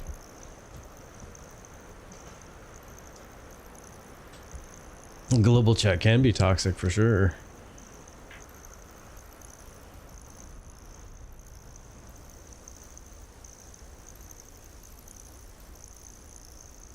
I mean, yeah, I'm counting everything, but that also, and you know, that's where it's tricky. Okay, so let me remove the oceans from that, but then we're going to have to accept the fact that we're still including like rivers and such, and we don't know if they removed rivers out of that,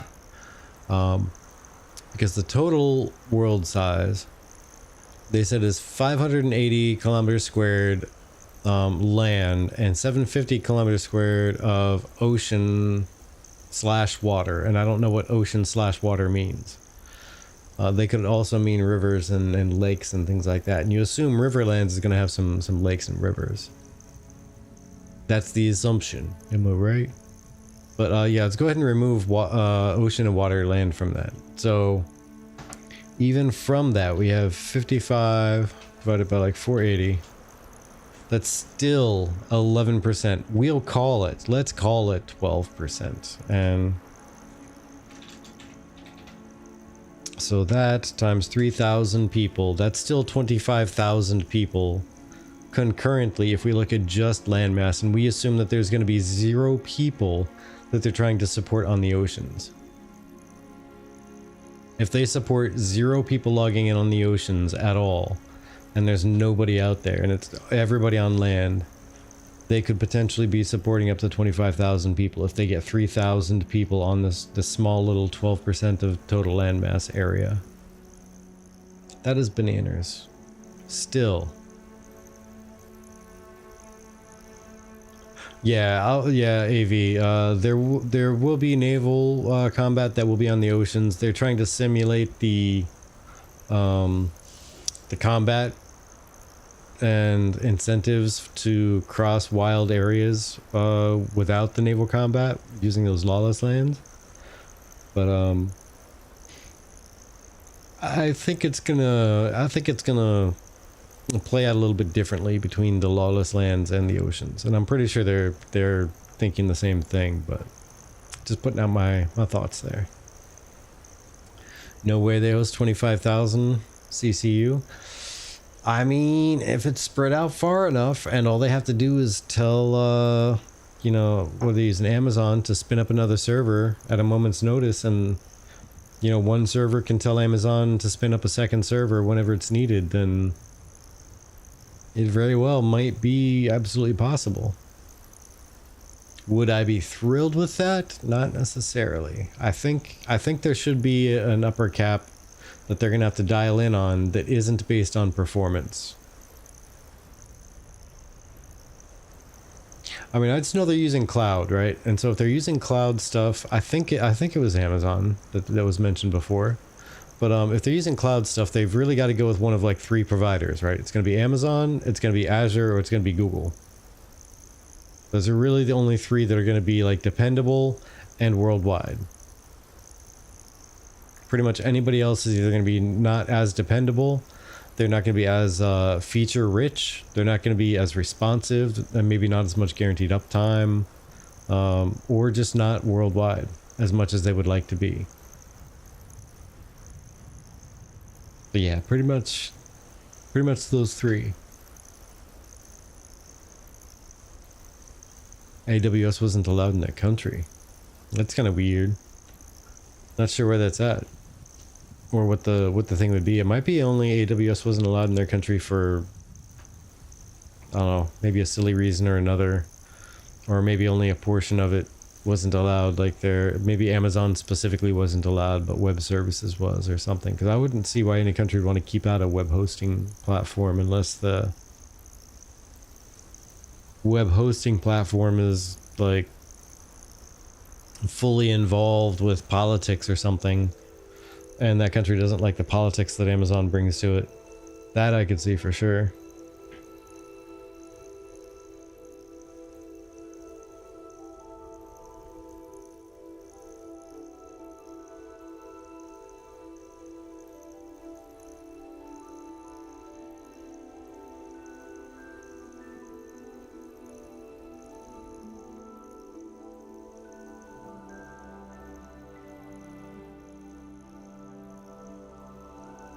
Yeah, there's a lot of stuff going on with Russia when it comes to, you know, the political impacting business stuff.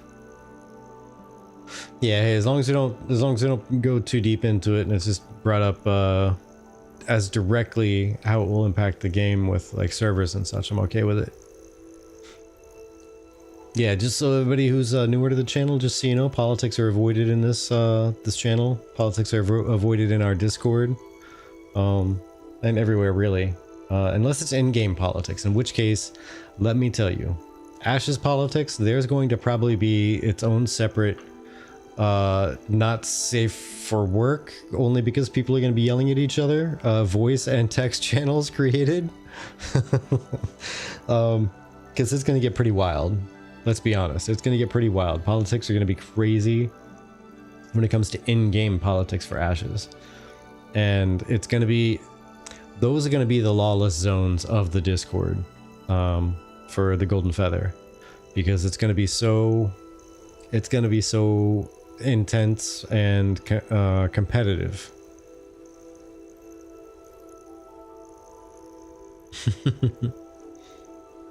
The geopolitical landscape. It is pretentious, but it is exactly descriptive of what it is, right? Oh, Wizzy, I'm glad I helped you get to Sleepyland. You have a good rest. You have a good rest. Sometimes it's really hard to get to Sleepyland.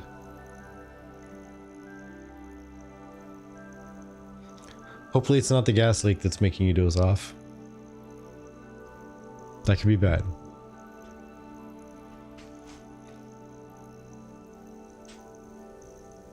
Oh gosh. Who are you voting for? For mayor? Ash's mayor? Yeah, if it's allowed, there's gonna be a lot of self-voting. It's gonna be really hilarious when you see like 70 people put themselves up to be a, you know, I'll go ahead and, since we haven't looked at this in a minute, I'll go ahead and kill that. But, yeah, there's probably gonna be like, just throwing out random numbers, like 75 people voting themselves or putting themselves out there as mayor, and like 60 of them are going to vote for themselves. So there's going to be a list of 60 people that got votes in some way, shape, or form. Custom ad posters? Holy mackerel. You're asking for a lot there. People to actually create their own posters, as well as, you know, Intrepid would probably have to QC those at least a little bit before they get posted out into the game. Imagine at least a cursory look. So, what is it? Five nodes that would be, well, five Metropolis, jeepers. I think it came up to be something like 20 something nodes that would need to vote mayors. 20 or 30 that would need to vote mayors. So if we average that and just say like 25, just for numbers sake, like 25 people times however many servers that are going to submit their own at least one, if not multiple ad posters. Oh lordy. Be somebody's full-time job once a month to go through and look at all the ad posters for mayorship votes. Yeah, and actually, you know what, Oracle, that's a good point. Scientific nodes being the only ones where you can vote. Yeah, yeah. That's a fair point there. Because economic, you basically buy yourself in, whoever devotes the most money. Divine was like whoever devotes the most time to that node's religious slash temple type activities. Military is going to be whoever can fight the fightiest. Whoever's the fightiest fighter is the winner. And they become mayor.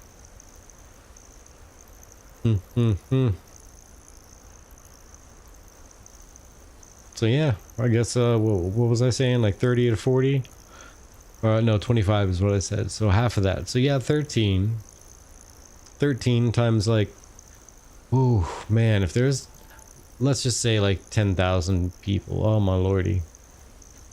That's still a lot of ads. So Wizzy for fighting mayor? Yeah. Well, actually, if ever you see a military node with Z in it, you know she's gonna end up being mayor. For those who don't know, Z is wild. Z is wild. During the apocalypse testing, we actually asked people to send in images of their wins or their top 10s even during apocalypse. And Z asked us, she goes, all of them? How many do you want? And we were like, yeah, sure, all of them. Why not? We knew she was vicious. We were expecting like 10 or 20, like 30, 40 even, who knows? Why not? Let's go wild and say we're gonna get 50 from her. No, there was legitimately, like, there are hundreds, like, I think plural. I didn't count them. But there had to be at least 100 of them. That was just like first place.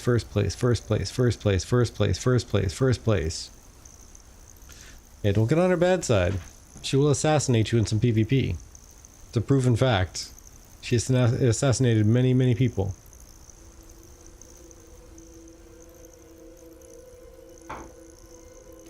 So if you see her in a military node, I would place money on her being mayor quite often.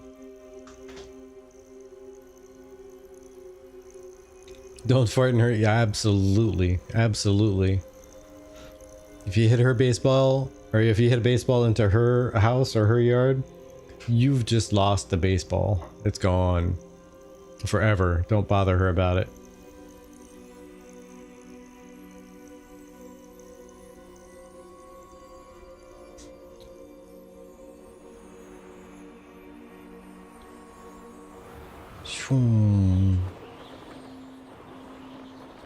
Unless you want that smoke. There will be plenty of smoke, I'm sure. I'm pretty positive. Oh, hey, check that out. I can pop up over here.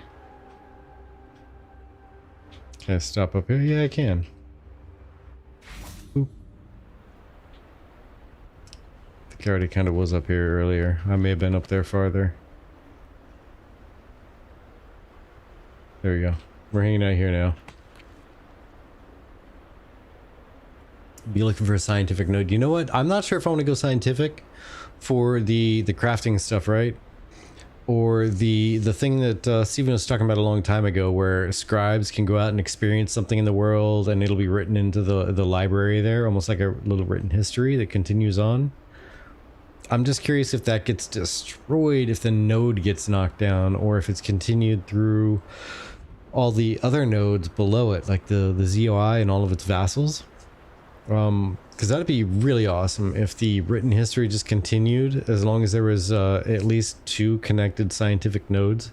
It just kept passing that knowledge along from one to the next.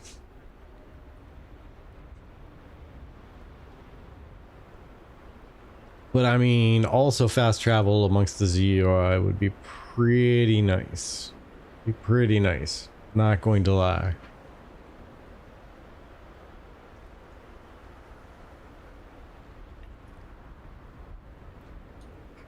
Keyboard says, so I will be a scientific hippie mage with rogue tendencies. I had to connect all the dots in my head before I read that out loud, because Yeah, scientific hippie mage with rogue tendencies. Like all of those are so very different from each other. I guess the closest would be scientific and mage, except they're opposite ends of the spectrum, where one is technology advancement and one is forsaking technology because there's mystical things that can accomplish the same tasks. Yeah, AV. Scientific has the blimp thing, and that is connecting one scientific metropolis. Pause on that. I'll look and verify, but I believe connecting metropolis to metropolis. I don't think it connects to level 5s. I think the blimp is only connecting metropolis to metropolis. But before I settle on that, I want to make sure. Scientific node. Let's see. No, there we go. Scientific nodes. Boop boop boop. Or academic nodes.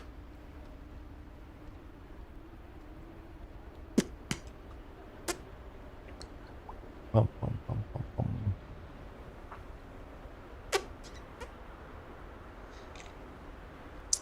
Yeah. So yeah, I was right. So as the academic node superpower, so once they've reached metropolis stage, they unlock teleportation within their vassal network, which can extend across seas and also include islands.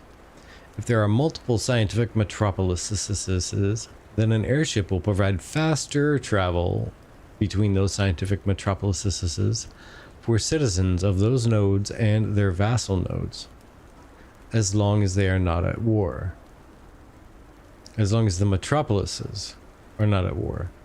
Previously, this was stated to be limited to citizens of metropolis academic nodes, regardless of the stage of the vassal node, as long as the vassal node is not at war.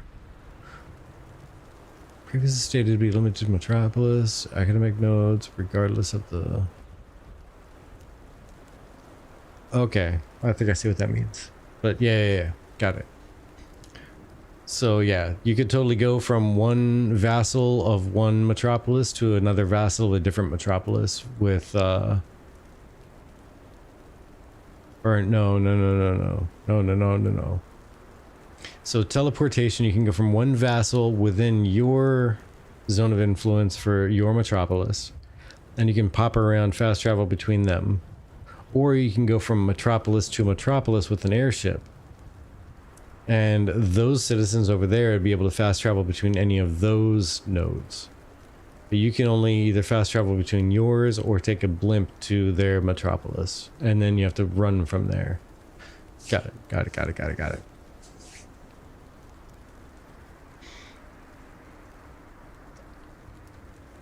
So, okay, or economic, okay.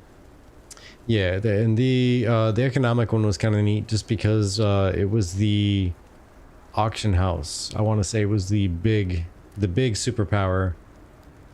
Unlocked it from being single node at a time to being across the entire ZOI of that metropolis. Economic node. Let me see here. Economic nodes. Superpower. Linked economy. Yeah, sure. Economic nodes with this superpower share their auction house listings with all others. So up to 2 economic metropolises may be linked in this manner. Metropolis level economic nodes enable worldwide sale prices for auction houses across Vera. Oh, okay. So that's actually even farther. That's even farther than I thought it was, or I remembered it being, because I didn't remember it. Yeah, worldwide as far as providing prices. It doesn't necessarily link them to be able to buy from them, but it at least tells you the prices. So you would have, as a metropolis or an economic node metropolis level, you would be able to see where something is going to sell at better or where it's stupid cheap. And get on your little mount and run over there and grab it for the stupid cheap price at that one place, and sell it for an expensive price at another. And neither of those spots may have any clue of the pricing in the other area. That is actually really cool. Now, one thing they were talking about, or one thing this was talking about with links, is up to 2 economic metropolises may be linked. Items listed in one linked economic node can be bid on from any other linked economic node. Linked economies also connect the economic metropolis and its vassal economic nodes. So if you are in a ZOI for one metropolis, it sounds like everything within that ZOI would end up being linked together. You'd have an auction house that would cover that ZOI. If you have 2 economic metropolis, they would be linked, and then you would have auction houses that cover both of those nodes and all of their ZOIs combined together. So that's a pretty powerful one too.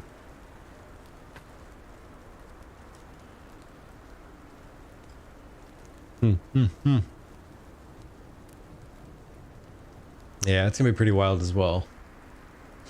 And honestly, just knowing the pricing of all the goods across the entirety of Vera, that's strong. In a game where everybody else, their auction houses, their one single node, being able to just look at prices anywhere is just crazy. I mean, you're gonna have to run for a long time to get to a place that has a really low price that's out in the middle of nowhere and hope that nobody's bought it yet. So there's that. There's still gonna be some risk of your time involved there.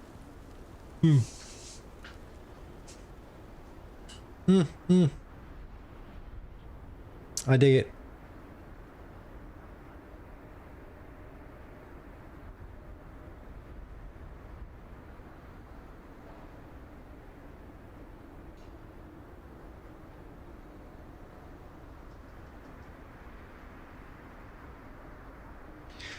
I still really don't have anything for divine nodes as far as the superpower goes.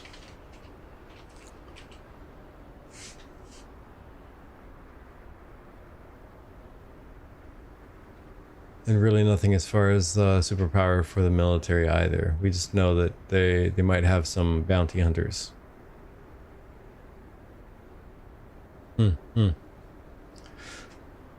So Shipple says, so how would that work? If I have a low-level bank character in the economic node, can I just get the info from? Do I need to be vested? Yeah, I mean, that would be a thing, except for... Let me check citizenship. I think, I could be wrong, but I think you are stuck with 1 citizenship. I think your account gets 1. Player housing grants the ability to claim citizenship of a level 3 or higher. Gaining citizenship through player housing is not automatic. It's not a hard cap to node citizenship. There's a soft cap. Okay. A player can only claim citizenship to 1 node at a time.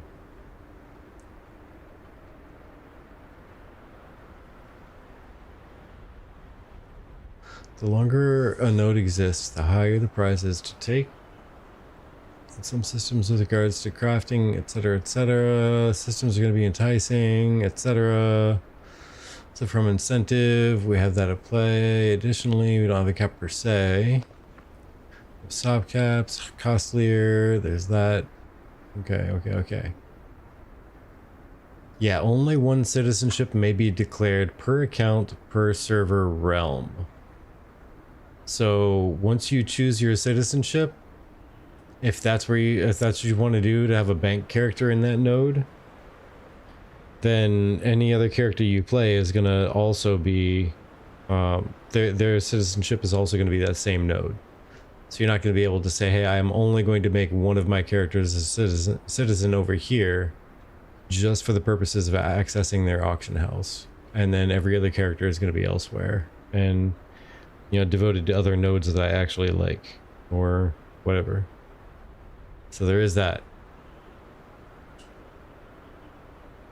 And then, yeah, everyone else in your node will be able to look at the prices too. Yeah, exactly, keyboard. There's that. So you have to beat everybody else to the punch when it comes to trying to find stuff to buy low and sell high. If you're trying to buy low, like stupid low because somebody has it on an auction house in the middle of Timbuktu and they're just trying to offload it, or maybe it's a new character off somewhere else, like really far away from where you're physically at, you have to run all the way out there to grab it because it's outside of the zone of influence of your metropolis. That's going to be some risk. There's also going to be some benefit if they happen to be within the ZOI of your metropolis. Because if they're within that ZOI, then you'll be able to just buy it while you're at that one auction house you're in. It could be on the opposite side of the ZOI, and you'll still be able to grab it, pick it up, buy it, and then look at the world prices and see where it's selling for the most expensive and go take it out that way.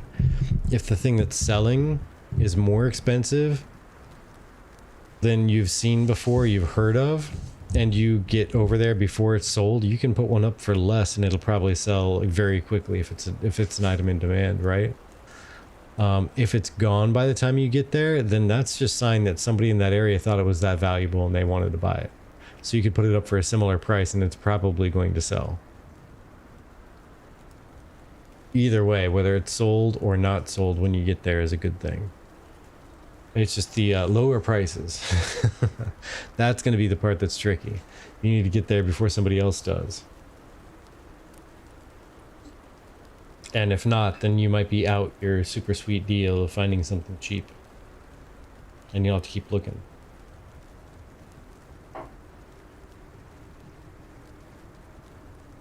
And yeah, Droog, it is very good. I actually really appreciate that. But man, can you imagine how long it's going to take to run around that world? You're going to be on your feet a lot running around trying to get to places and do stuff. Because there's no like legitimate flight points. There's no flying mounts. I mean, apparently from what they're saying, there might not even be like really fast mounts. There might just be like running and then a fast mount. Which, if we compare it to other games, is going to be, what, like 25% faster than your foot running speed? And I forget, I know that they put out some rough numbers on how long it takes to run from node to node on foot or via mount, but I'm legitimately not interested enough to dig that part up right now. But I will say that it's not going to make a difference of dropping it from, 2 hours to run across a map down to like 30 minutes. It's not going to be that drastic for sure.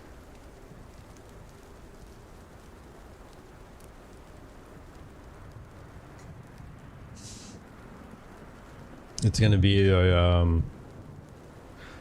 be a noticeable decrease, but not insanely noticeable.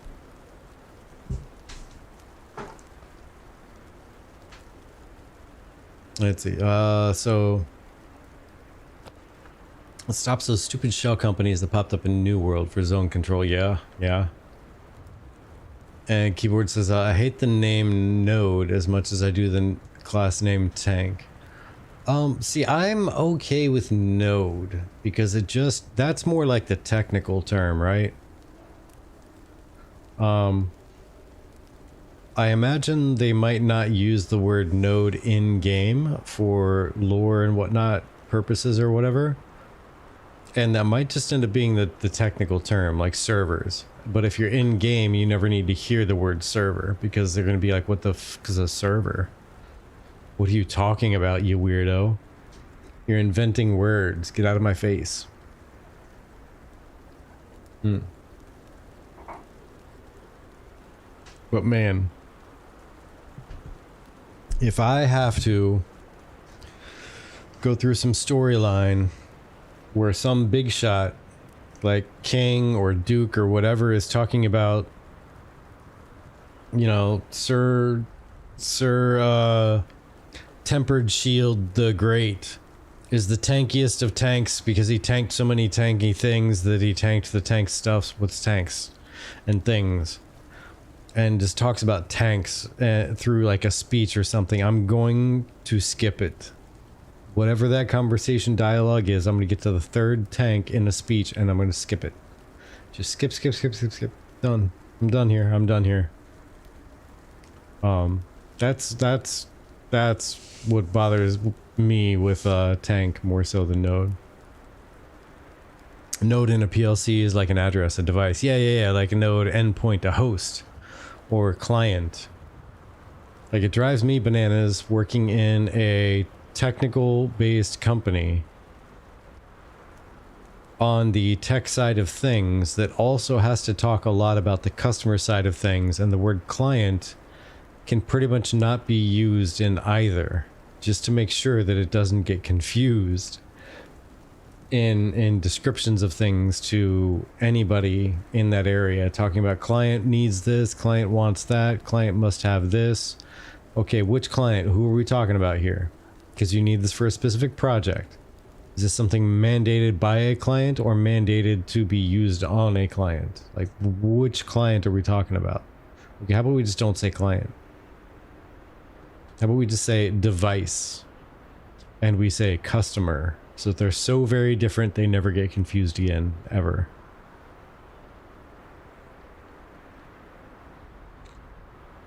Alright, so let's see here. And AV says vendors in outlying areas will put stuff on them to lure peeps and then gank them. I mean, that is a possibility. Apparently the towns are going to have security, but security is not going to be crazy responsive. And they're not always going to try to just up and off somebody for being a PK.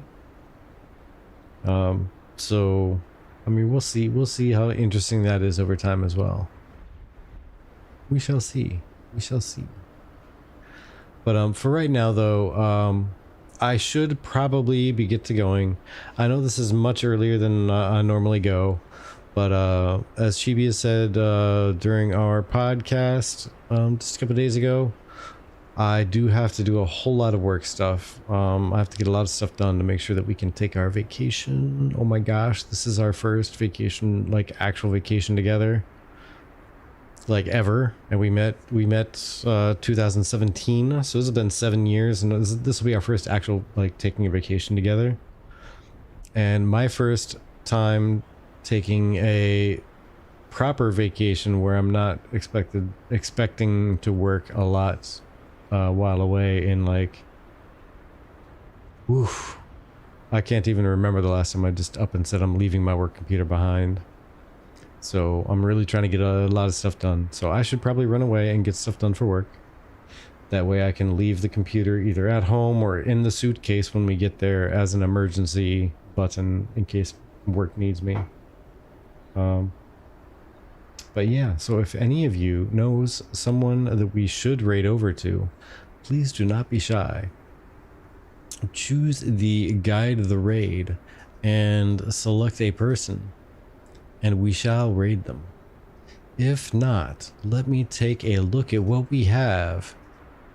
Who do we have online in Ash's category? We have the Golden Feather Tavern.